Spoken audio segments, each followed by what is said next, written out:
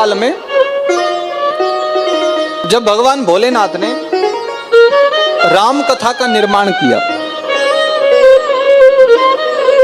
शतकोटि प्रविस्तरम, लिखा है पूज्यपाद गोस्वामी जी ने कि रामायण शतकोटि अपारा, 100 करोड़ श्लोकों में राम कथा लिखी थी। लेकिन रचि महेश निज मानस राखा, राम कथा को लिख तो लिया लेकिन लिखने के बाद अपने हृदय में रख लिया, किसी को दिया नहीं।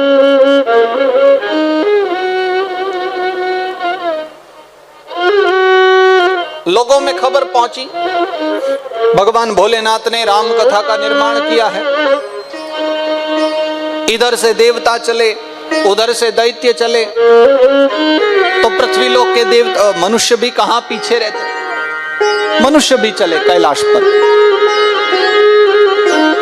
तीनों लोग दरवाजे के बाहर कैलाश पर पहुंच गए और तीनों ने एक दूसरे को देख लिया, तो आपस में विचार करने लगे। अब जाकर के भोलेनाथ को यदि ये कहेंगे कि बाबा हमारे को दो, इनको ना दो, फिर तो वो किसी को भी नहीं देने वाले, उनके लिए सब लोग बराबर हैं। तो क्यों ना जाकर के प्रार्थना करें कि बाबा हम तीनों में ही बांट दो और तीनों को बराबर बराबर मिल जाएंगे। सो प्रसन्नता से अपने अपने घर चलेंगे तीनों। तो इधर से दैत्यों की टोली, इधर देवता और बीच में मानव, तीनों के तीनों लोग भगवान भोलेनाथ के समक्ष पहुंचे। जाकर के प्रणाम किया, भगवान आशुतोष के चरणों में दासों का सादर कोटि कोटि वंदन। भगवान भोलेनाथ ने देखा कि आज तो तीनों एक साथ आए हैं, लगता है आज द्वेष भाव दूर करके आए हैं। तो भोले बाबा ने कहा आइए, मांगिए क्या चाहिए। बिना कुछ कहे कह दिया मांग लो, क्योंकि पक्का पता है हमारे पास लोग तभी आते हैं जब कुछ मांगना हो। मांगने की बिना इच्छा के तो कोई व्यर्थ में आता ही नहीं है। तो मंदिर के बाहर से भी भगवान को ऐसे ही सलाम करके निकल जाते हैं। मंदिर भी तब जाते हैं जिस दिन पक्का कुछ चाहिए होगा, तो भगवान भी देख करके समझ लेते कि आज बेटा आ गया है, मतलब कुछ ना कुछ झोली में कमी आई है, आज कुछ चाहिए होगा। सो भोलेनाथ ने पूछ लिया मांगो क्या चाहिए। तो बड़े शर्माते हुए देवताओं ने कहा बाबा सुना है आपने कोई भगवान की कथा लिखी है। तो भोलेनाथ मुस्कुराए कि खबर लग गई। बोले बाबा आपके यहाँ तो नारद बाबा घूमते रहते हैं, और एक बार उनको खबर लगी तो कौन सी जगह जहां खबर ना पहुंचे, फिर तो सब जगह जाती है। तो सुना है 100 करोड़ लिखे हैं। बोले बाबा और मुस्कुराए, बोले हाँ पक्का सही सुना, 100 करोड़ श्लोकों में मैंने भगवान की महिमा को गाया है, राम कथा लिखी है। तो तीनों ने हाथ जोड़ दिए, बोले बाबा पांव पकड़ते हैं, कथा हमें दे दो। तो भगवान ने कहा पहले पक्का करके आए हो तीनों में से किसको चाहिए, क्योंकि ये लड़ाई हम नहीं करने वाले, आप पक्का कर लो किसको देना है। बोले बाबा तीनों को ही दे दो, आज कोई लड़ाई नहीं छोटे बड़े की, तीनों आए हैं तीनों को बांट दो।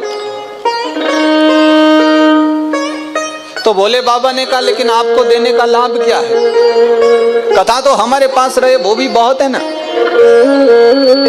तो मनुष्य कहने लगे कि बाबा आप तो एक बार समाधि में बैठ जाते हो तो पता चले हजारों वर्षों तक आपकी समाधि नहीं खुलती, लागी समाधि अखंड अपारा। कभी 87,000 साल में एक बार आंखें खोलते हो, कभी 50,000 साल में, और कहीं इस बार अभी आपने राम कथा लिखी है और इसी बीच कहीं आपकी आंख लग गई और मान लो आप समाधि में चले गए, पता चले कि अगली बार 50,000 साल बाद जब आंख खुली 100 करोड़ में से 1 करोड़ भी ना बचे, तो याद रहे ना रहे। और इतने दिनों तक उनको आप अपने हृदय में रखो, उससे अच्छा है कि हम लोगों को सुना दो तो समाज का कल्याण होगा। तो कृपा करके हमें प्रदान कर दीजिए। तो भोले बाबा ने कहा चलो ठीक है, ये राम कथा मैं आप लोगों को देता हूं। और 100 करोड़ श्लोकों में से भगवान भोलेनाथ ने उन तीनों लोगों में बंटवारा करके 33 करोड़ श्लोक तीनों को बांट दिए। 33 करोड़ देवताओं को, 33 करोड़ दैत्यों को और 33 करोड़ मनुष्यों को। लेकिन भोले बाबा के पास अब भी 1 करोड़ बाकी रह गए थे। तो देवताओं ने कहा कि बाबा अब इतने दे दिए हैं तो अब इनका भी क्या करोगे, इनको भी बांट ही दो ना, क्योंकि पक्का है आप समाधि में बैठोगे तो आपके ये कोई काम नहीं आने वाले, इनका भी बंटवारा कर दो। तो भोलेनाथ ने बचे हुए 1 करोड़ में से पुनः 33 लाख श्लोक तीनों में बांट दिए और भोले बाबा के पास बच गए 1 लाख। 100 करोड़ बनाए थे, 1 लाख बाकी। तो भोले बाबा ने कहा अब खुश हो, 33 करोड़ 33 लाख हो गए, अब अपने अपने धाम को जाओ, हमें भजन करने दो। तो मनुष्य आगे बढ़ गए, हाथ जोड़ करके बोले बाबा अभी तो 1 लाख बाकी है ना। जिमे प्रति लाभ लोभ अधिकाई, जैसे जैसे लाभ बढ़ता है लोभ भी बढ़ता चले जाता है। लेकिन हाँ, यदि भगवत संबंधी चर्चा हो तो ऐसा लोभ रोज रोज बढ़ना चाहिए। कथा सुनने की इच्छा बढ़ती है तो और बढ़नी चाहिए। भगवान नाम प्राप्त करने की इच्छा और बढ़ रही है तो अच्छा लोभ है।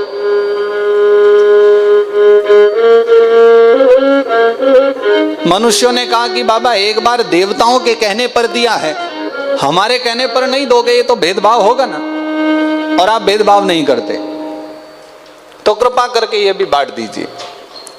तो बचे हुए 1 लाख श्लोकों में से भोले बाबा ने 33 हजार श्लोक फिर से तीनों में बांट दिए और शेष रह गए भोले बाबा के पास 1000 श्लोक।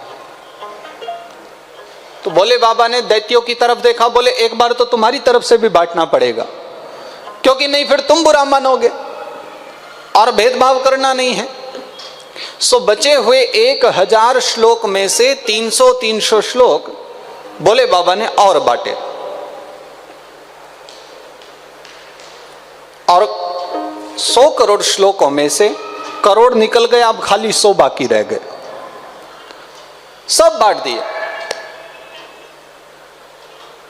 तो देवताओं ने कहा बाबा, तो बाबा बोले इससे आगे कुछ मत बोलना, 100 करोड़ में से सब दे दिए, 100 बचे हैं, अब क्या बाकी रह गया। तो देवताओं ने कहा बाबा हमें तो ऐसा लगता है कि आपने 100 करोड़ श्लोकों की विशाल राम कथा लिखी, लेकिन लगता है कि जो भी सब कुछ प्रमुख बातें थी और जो भी सारा सार था वो तो इन 100 के अंदर ही है, और वही 100 आपने अपने पास बचा के रख ली। ये तो बहुत गलत बात है। 100 करोड़ सब दे दिए लेकिन 100 बचा करके रख लिए, क्या पता उसके अंदर ही सब हो, नहीं छोड़ सकते, देना पड़ेगा। तो भोले बाबा ने बचे हुए 100 श्लोकों में से फिर 3 भाग किए और 33 श्लोक तीनों में बांट दिए। तो भोले बाबा ने कहा अब तो 1 बचा है, ये किसको चाहिए डिसाइड कर लो, अब बिना लिए तो तुम नहीं मानोगे।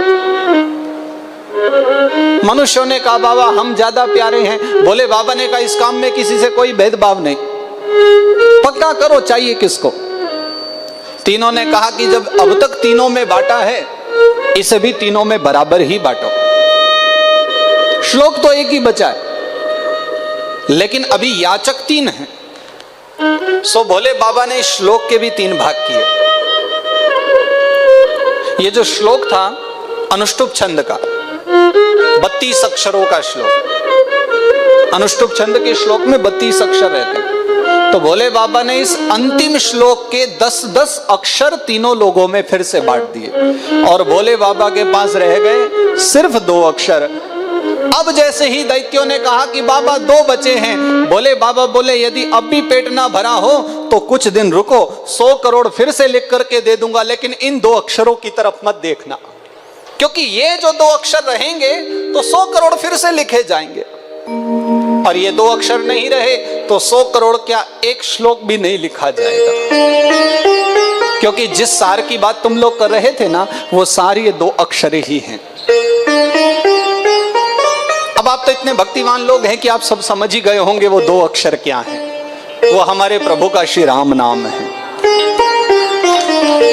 ये नाम है तो 100 करोड़ फिर लिखे जाएंगे, और राम नाम ही नहीं है तो लिखने को कुछ नहीं बचेगा।